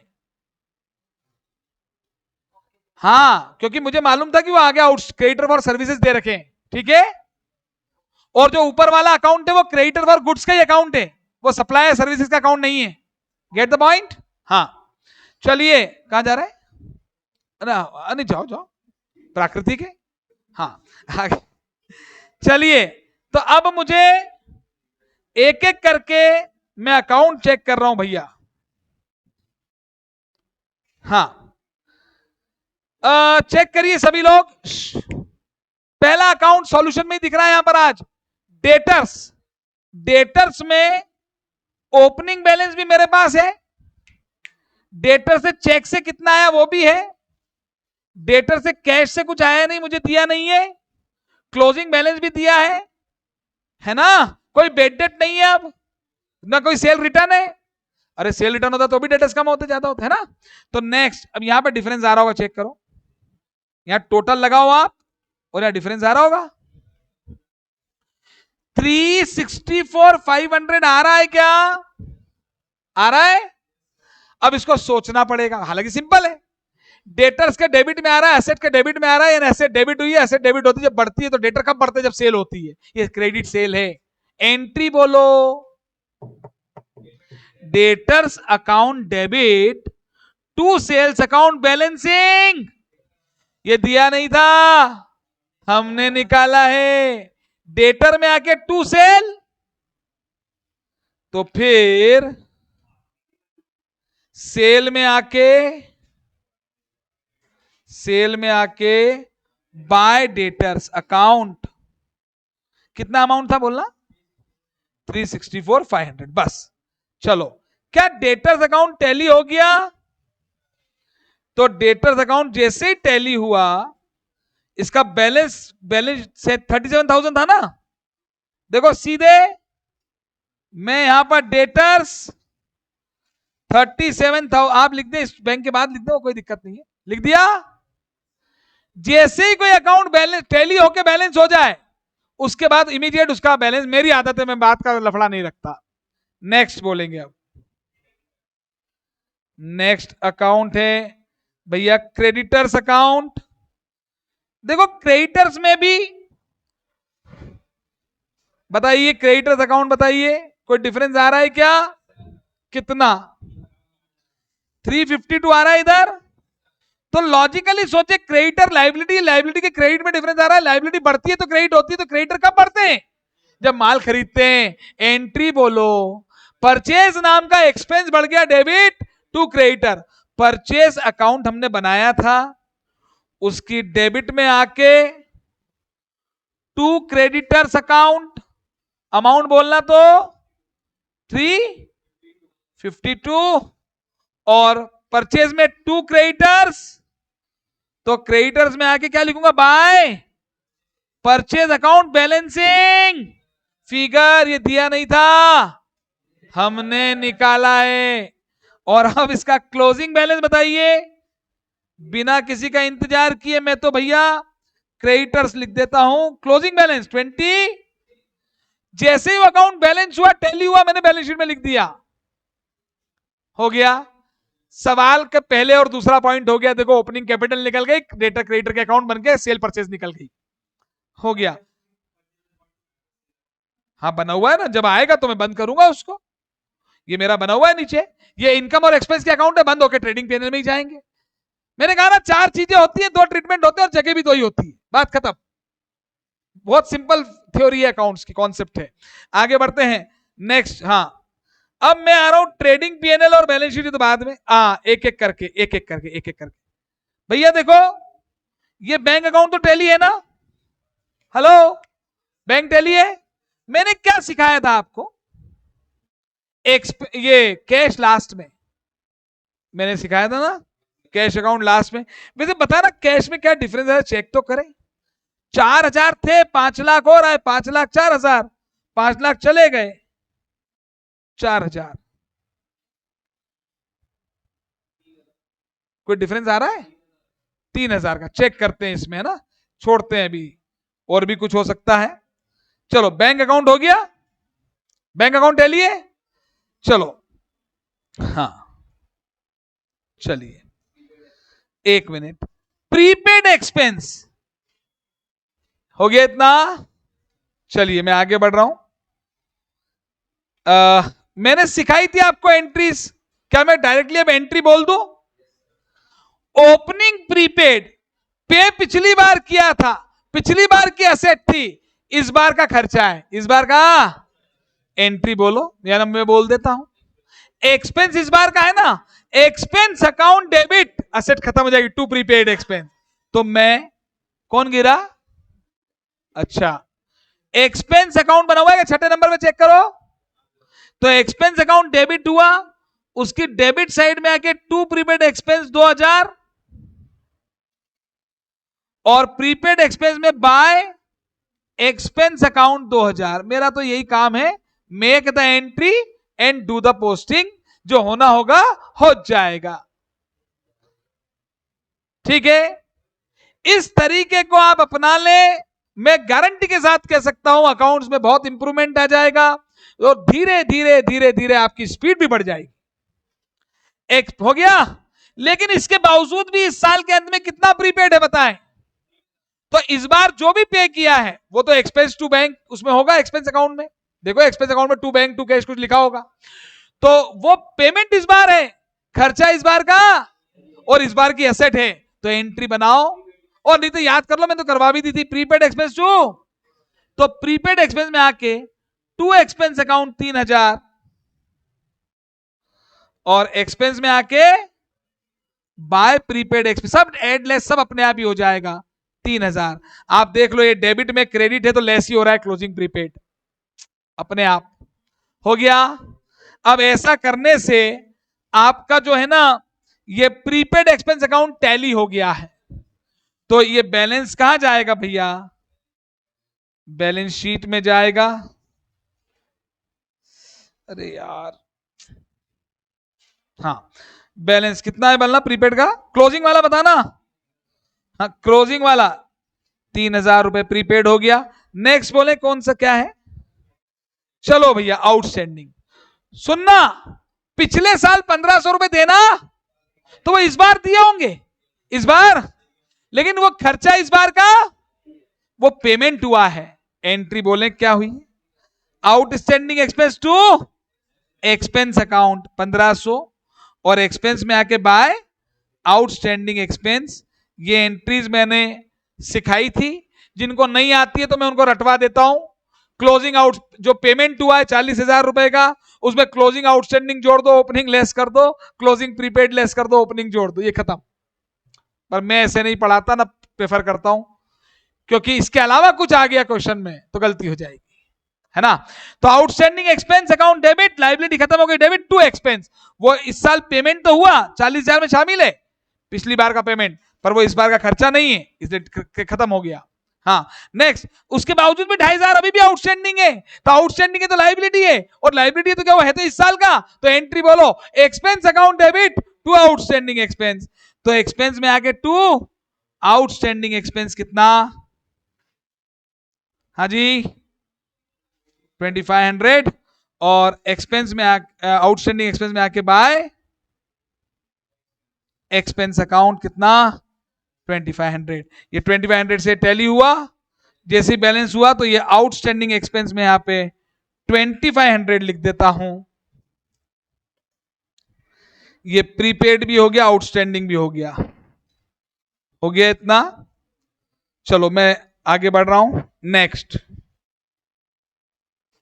नेक्स्ट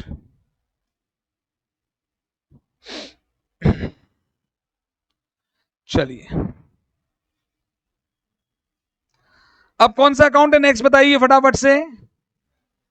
नेक्स्ट अकाउंट, अच्छा एक बात पहले मैं आपको एक चीज और बता दूं, आपको स्टडी मैट में जब आप इसको सॉल्यूशन को देखेंगे यदि, तो यहां एक रिसीव पेमेंट अकाउंट बना हुआ है, क्या जरूरी हम वो बनाएं?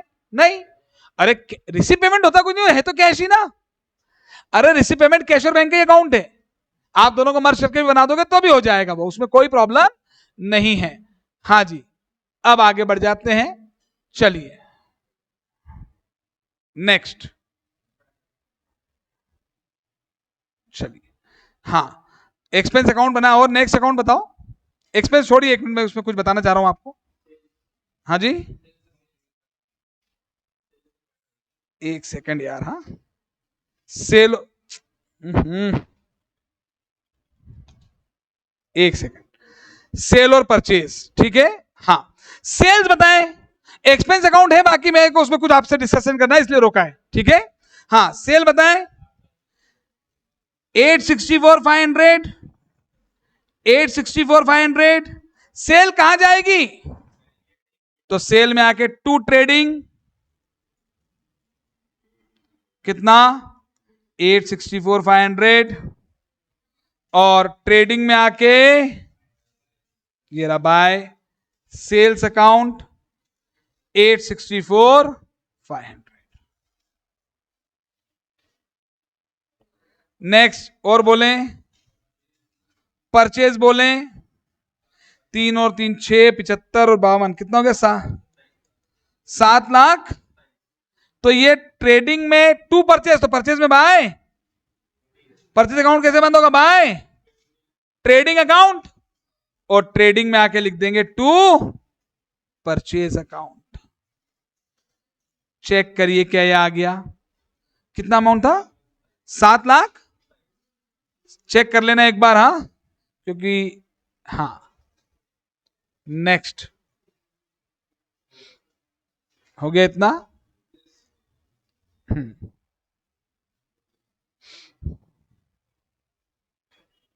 नेक्स्ट नेक्स्ट नेक्स्ट, एक मिनट। हाँ ओपनिंग स्टॉक आ गया, चेक करो, ओपनिंग स्टॉक आ गया। Hello, purchase, purchase, final purchase आ गई ना, sale, purchase return, sale return है ही नहीं, सेल हो गया, क्लोजिंग स्टॉक तो जीबीपी निकल जाएगा, खत्म, निकाल देंगे जीबीपी की दिक्कत नहीं है। अब मुझे बताइए नेक्स्ट नेक्स्ट नेक्स्ट, कोई अकाउंट बचा है क्या? नहीं नहीं, नो सर, क्या कैश, कैपिटल और, अब जरा कैश अकाउंट बताएंगे।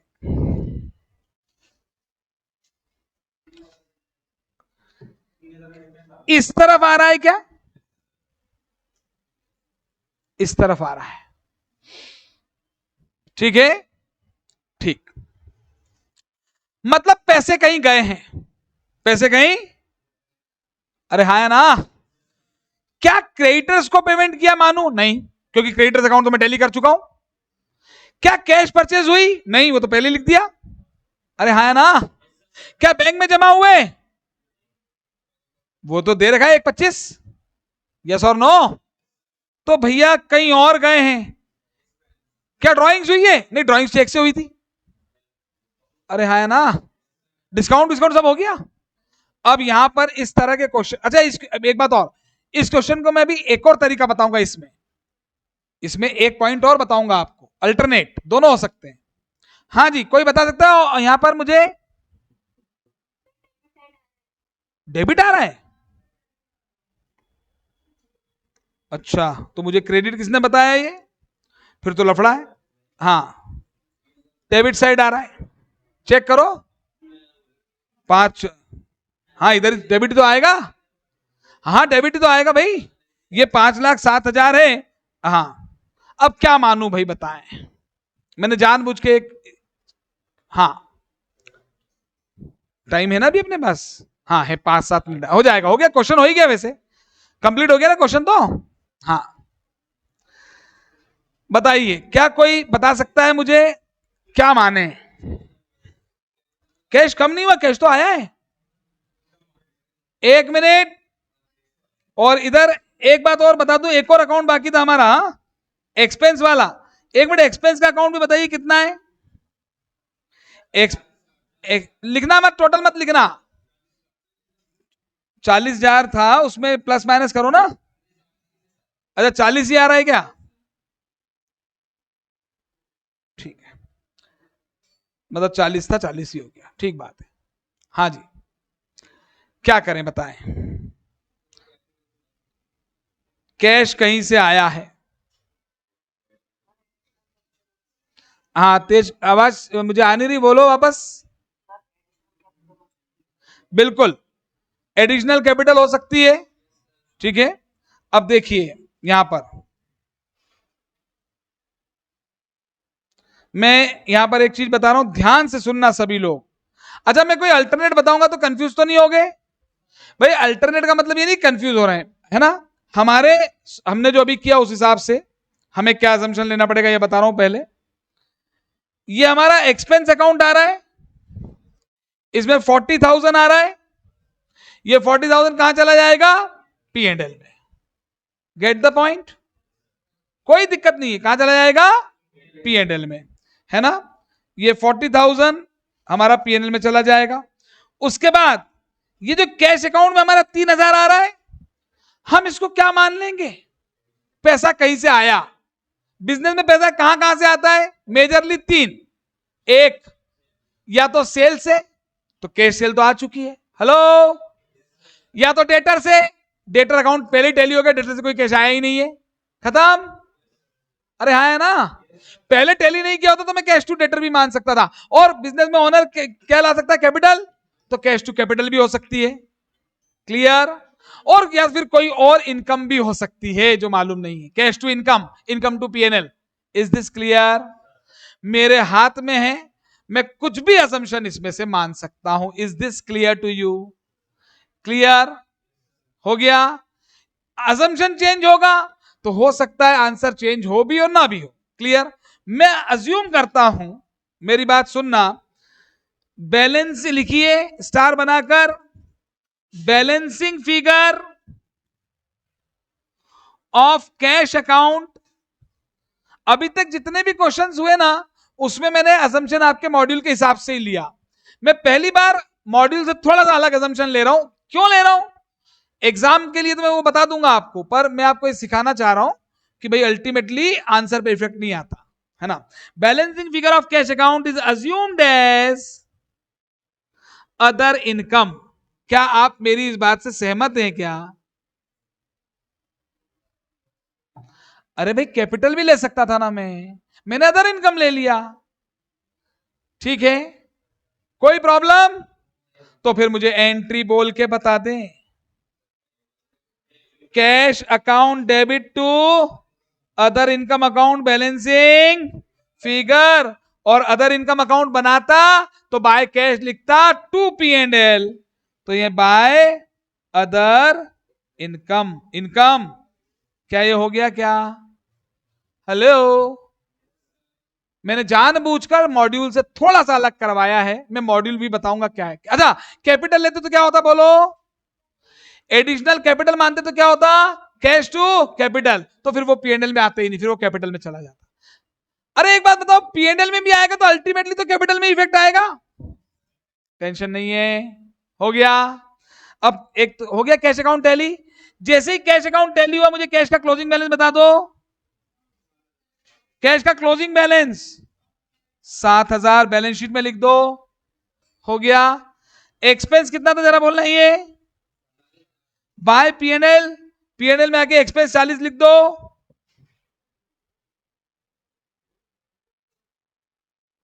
40 लिख दो भाई।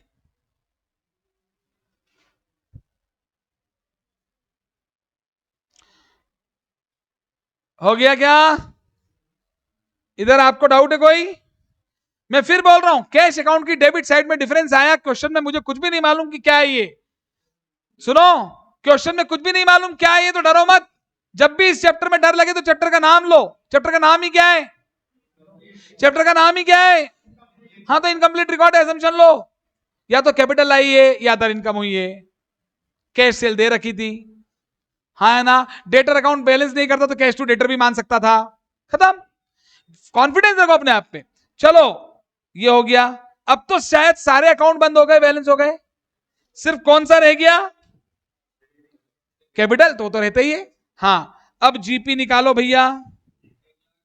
To gross profit carried down 1 lakh और by gross profit brought down 1,40,500 और टू नेट प्रॉफिट बता दो कैरिड डाउन, हाँ जी 65,000।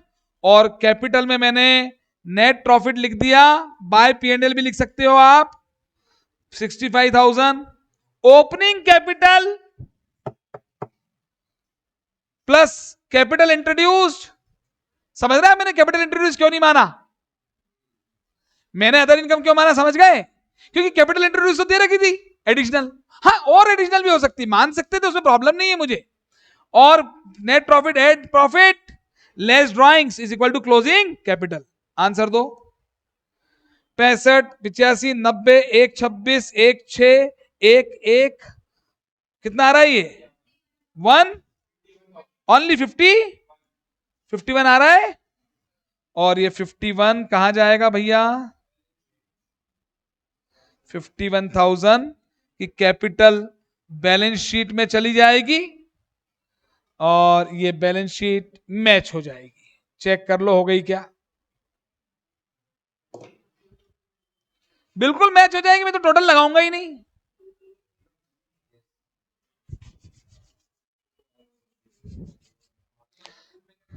वो बता रहा हूं, बिल्कुल मैंने जानबूझ के मॉड्यूल से थोड़ा सा अलग करवा दिया, मैंने आंसर तो मैच करा दिया आपका, ताकि मैं आपको ये बताना चाहता हूं घर पे भी कभी ऐसी समस्या है कि आपका थोड़ा सा डिफर कर रहा है आंसर, तो आप खुद सोच पाए मॉड्यूल में क्या क्या है वो भी बता रहा हूं।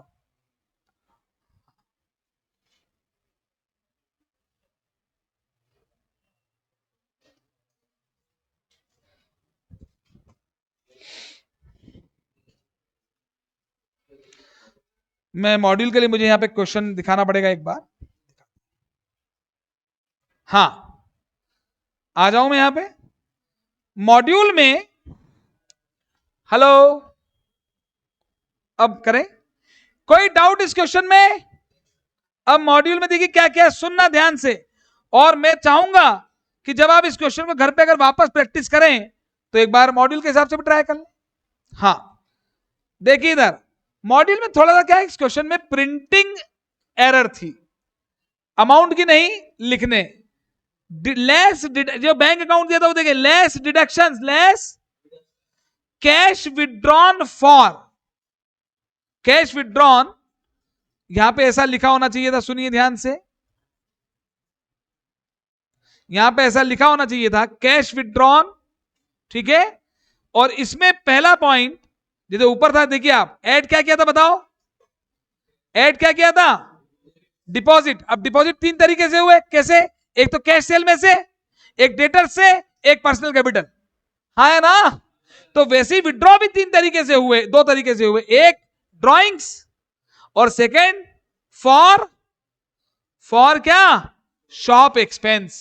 अब इसका अंतर समझना, cash withdrawn for personal drawings, तो इसकी दो एंट्री होगी जो आपने बोली थी, एक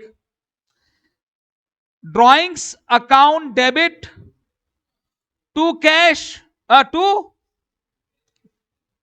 एक मिनट, मैंने क्या एंट्री कराई जल्दी बताएं? Drawings to bank. लेकिन अपन ऐसा मानो कैश विड्रॉन फॉर ड्रॉइंग्स, यानी पहले बिजनेस में कैश आया फिर बिजनेस में ड्रॉइंग्स हुई, तो मुझे एंट्री बोल के बताओ जल्दी। पहली entry cash account debit to bank, अरे हाँ है ना? और अगली एंट्री बोलो ड्रॉइंग्स अकाउंट डेबिट, ये आपने में से किसी ने मुझसे बोली भी थी और मैंने उस वक्त बोला भी था हाँ, लेकिन वो लाइन एक साथ लिखी थी cash withdrawn for personal drawings, तो मैंने कहा भैया बैंक से तो कैश ही निकलेगा, तो अल्टीमेटली तो बैंक बैलेंस कम हुआ क्रेडिट और ड्रॉइंग बढ़ गई डेबिट, हाँ है ना? लेकिन ये दो अगर लिखा होता विड्रॉन, क्या लिखा होता, और फर्स्ट पॉइंट फॉर ड्रॉइंग्स, तो फिर दो एंट्री होनी चाहिए ना? तो मैं मॉड्यूल में थोड़ा सा एरर है। अब क्या लिखा है जरा ध्यान देना, लिखा था ऊपर, नीचे क्या लिखा था?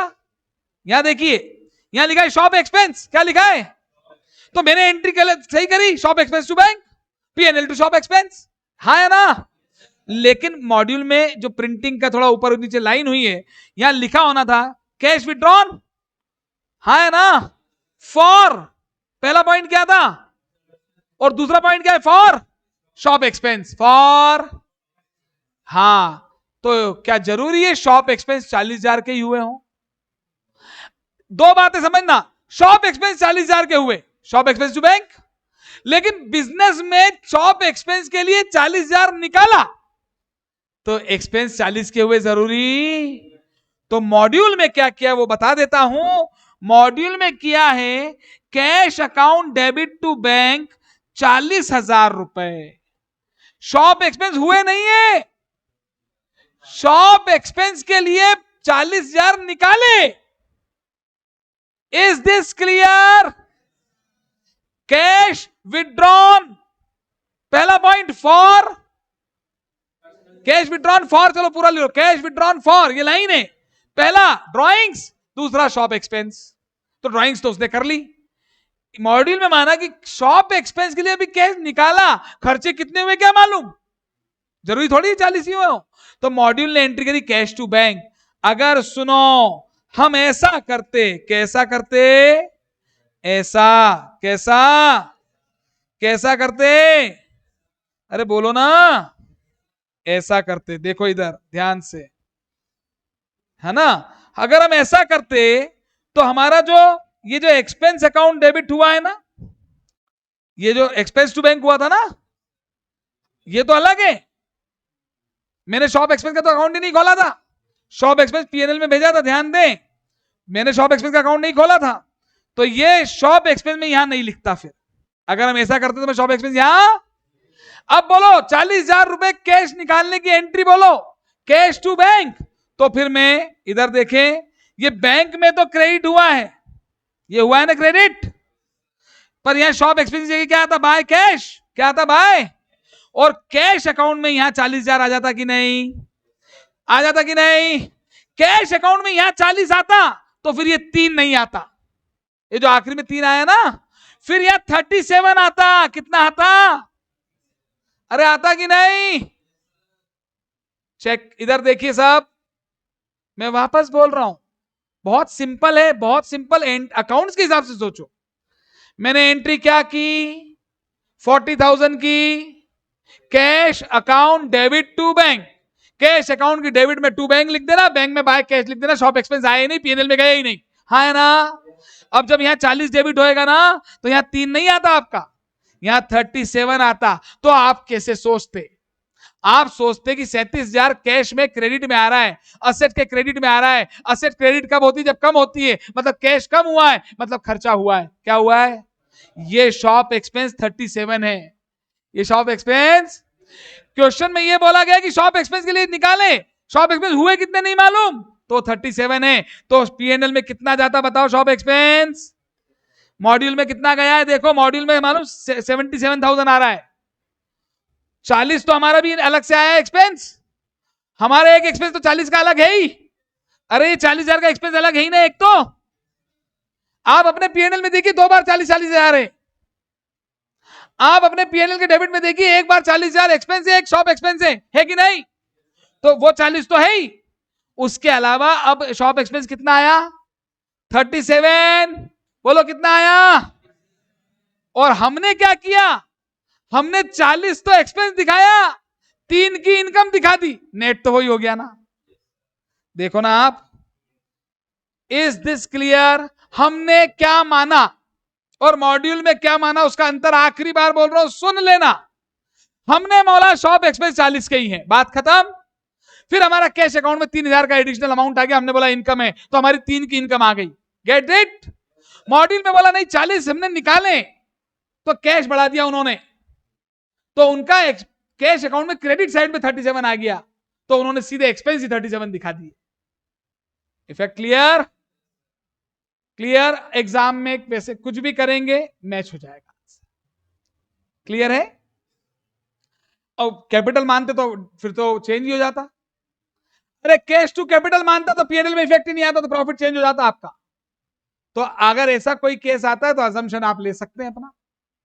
चलो बढ़ो, हो गया खत्म, ऑनलाइन स्टूडेंट्स क्लियर,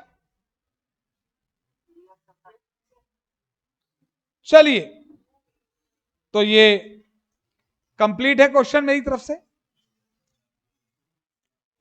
अगली क्लास में 15-20 मिनट हम इसी चैप्टर को थोड़ा रिवाइज करवा के एक क्वेश्चन डिस्कस करके नया टॉपिक शुरू कर देंगे, फाइनल अकाउंट्स, फिर एनपीओ, 30 भाग का कवरेज है इसका, क्लियर, चलिए,